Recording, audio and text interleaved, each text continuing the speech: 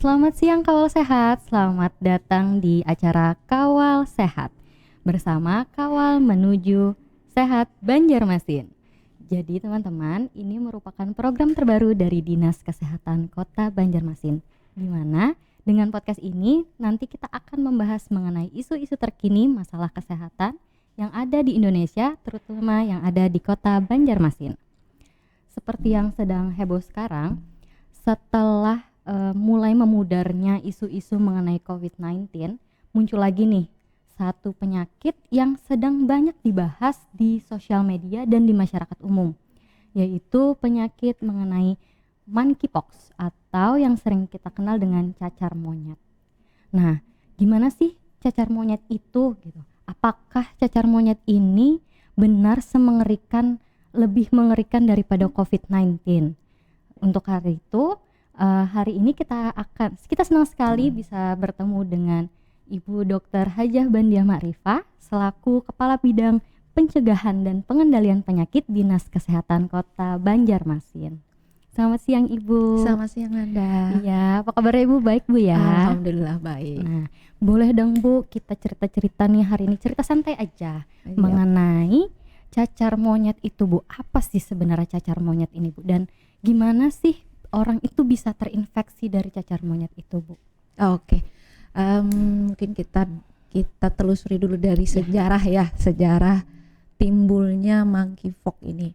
Jadi monkeypox ini ditemukan pertama kali kasusnya itu di Afrika. Oh, di Afrika Ditularkan oleh monyet sesuai dengan namanya yaitu monkeypox. Dan sebenarnya bentukan dari klinisnya ini memang tidak jauh-jauh beda dengan cacar air.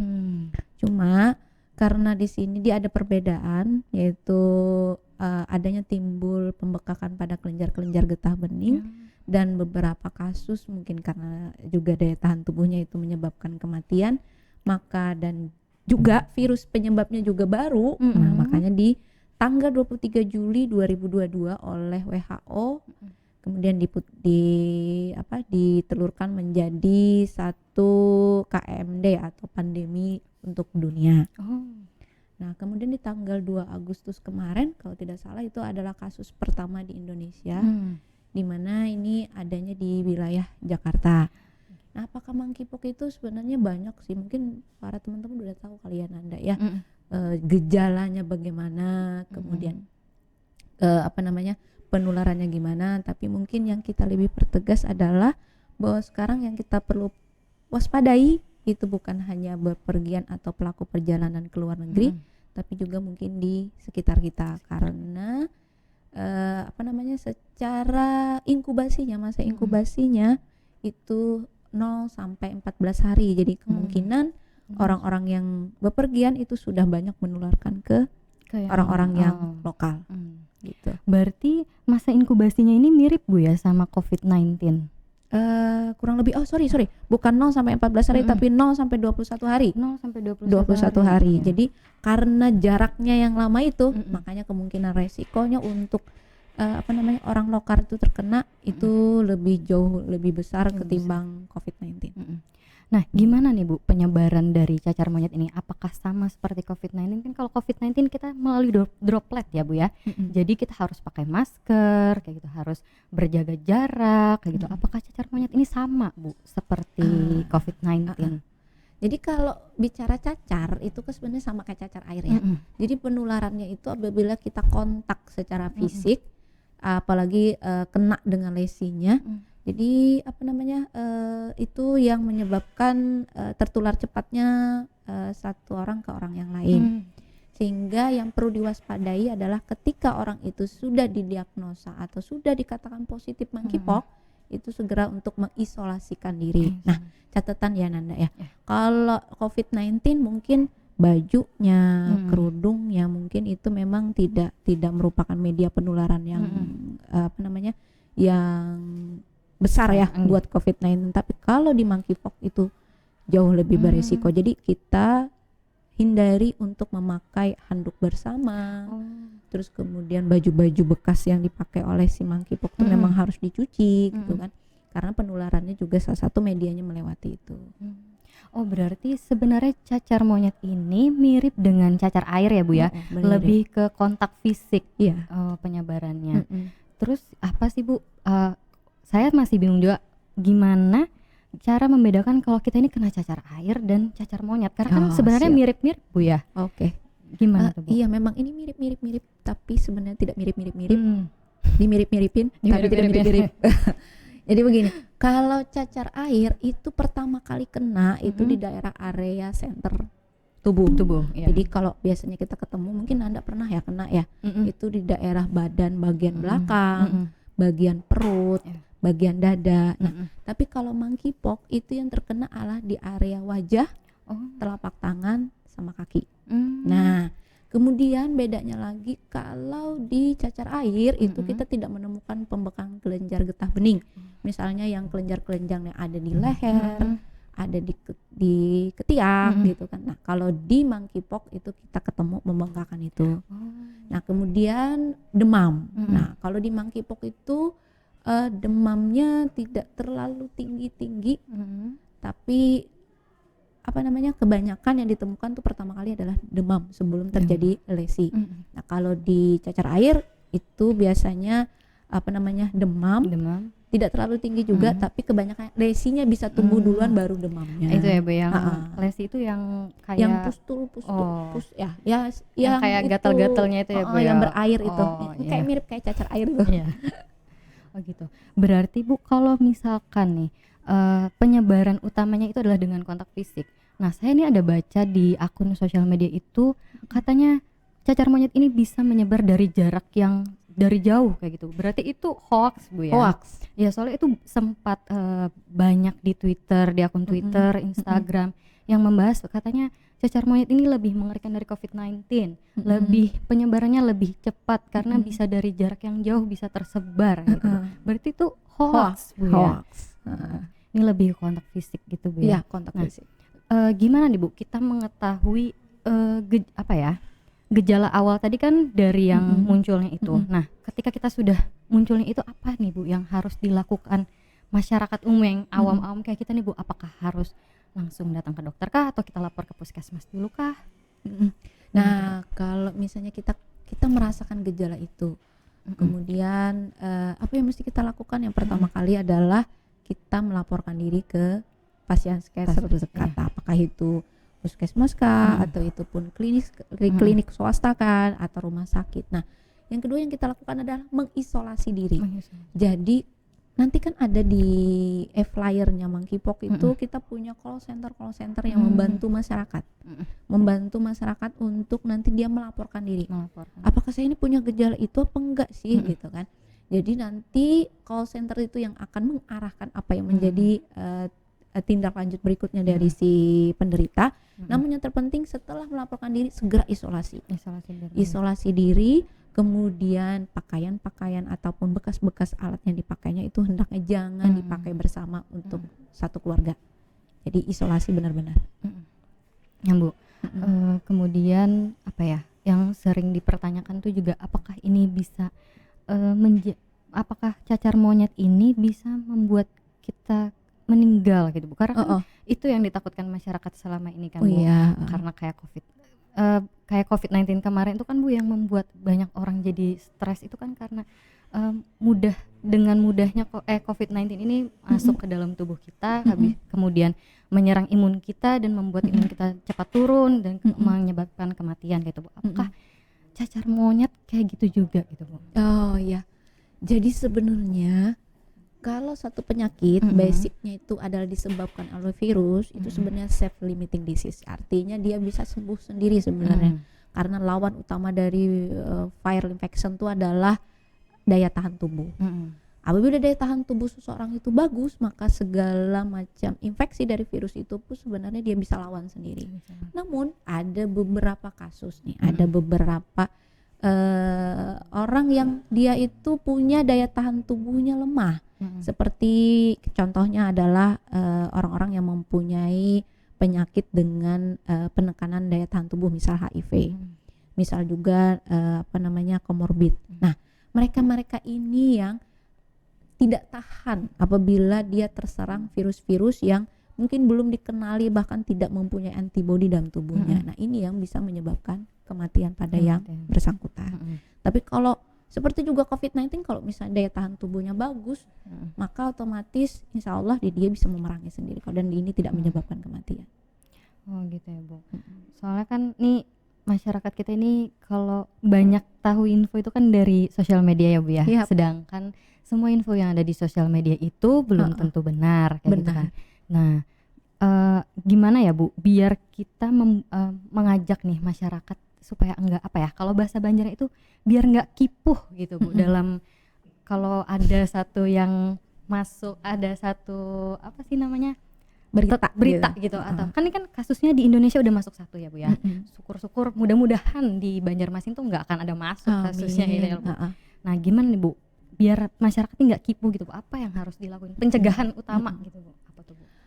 Pertama, untuk supaya nggak kipu maka harus kepo. Harus kepo. Ya. Artinya kalau dapat berita gitu jangan langsung percaya gitu kan.